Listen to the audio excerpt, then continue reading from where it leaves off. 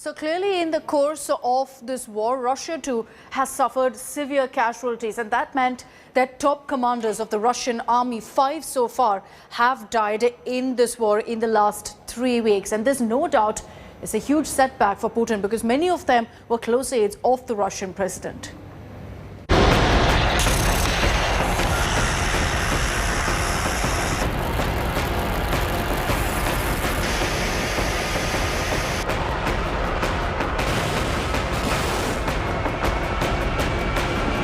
Armed to the teeth,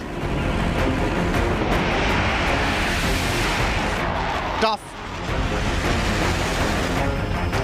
ruthless,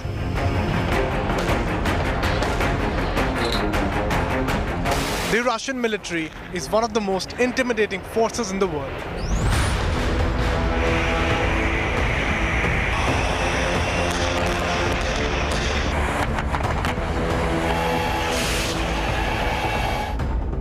But the Ukrainian resistance has been equally fierce.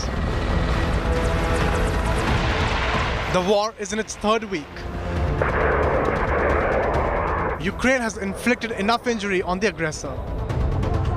On Thursday, a key commander of the Russian tank regiment, Colonel Andrei Zakharov, was eliminated in Kiev after a heavy fight. Zakharov was a recipient of the Order of Courage from Putin himself in 2016. This is not the first high-profile casualty for the Russians in this war. In a fatal blow to Russia's crack special forces, Major General Vitaly Gerasimov, the Chief of Staff of the 41st Army, was killed in Kharkiv. Russia also lost the head of the 7th Airborne Division Major General Andrei Sukhovetsky. A war hero, the general's loss is being seen as a bitter blow to Putin's crack units. A sign Russia's assault isn't going to plan. The key difference now between the Ukrainian and the Russian forces is the morale component.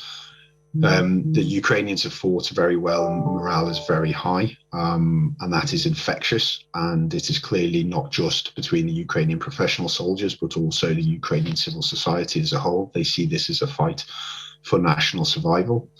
And on the Russian side, morale is very low. The death of the highly decorated veterans could be a major demotivator for the Russians and a morale booster for the Ukrainian defenders. With Gaurav Sawant, Rajesh Pawar and Geeta Mohan in Ukraine, Bureau Report, India Today.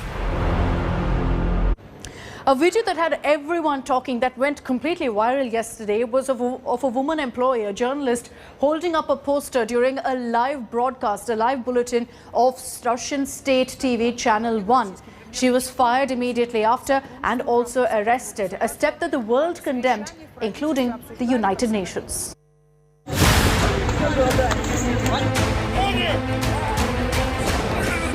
An anti-war protest live from a Russian newsroom. Сотрудничество в рамках союзного государства, а на совещании в правительстве обсуждали, как сохранить. Marina Ovsyannikova, an editor at state-run Channel 1, ambushes a news telecast, holding a placard that said, "No war, stop the war. Don't believe propaganda, they are lying to you." Союзного государства, а на совещании в правительстве обсуждали, как сохранить. The protester could be heard shouting, "Stop the war, no to war," as the news anchor continued to read from her teleprompter. The channel immediately switched to a news report while the protester was removed. Ovsyannikova was arrested on Tuesday, a day after she staged the protest. As fear mounts over her safety, the UN Human Rights Office has asked Russia to ensure the journalist does not face reprisals for her protest on live television. Ovsyannikova could face charges under a new law against discrediting the armed forces. The law passed on March 4th bans the spread of alleged misinformation about the use of the armed forces of the Russian Federation. Ovsyanikova's is not the first protest against war. Да, еще раз заходите, еще раз вам придется зайти на YouTube-канал «Дождь». Earlier, TV Rain, one of the independent media outlets in Russia, shut down after receiving threats from Russian authorities over its coverage of the invasion of Ukraine. The news channel staff had resigned on air after declaring no to war. As the Russian war on Ukraine continues, more voices are finding courage to question President Vladimir Putin. Bureau Report, India Today.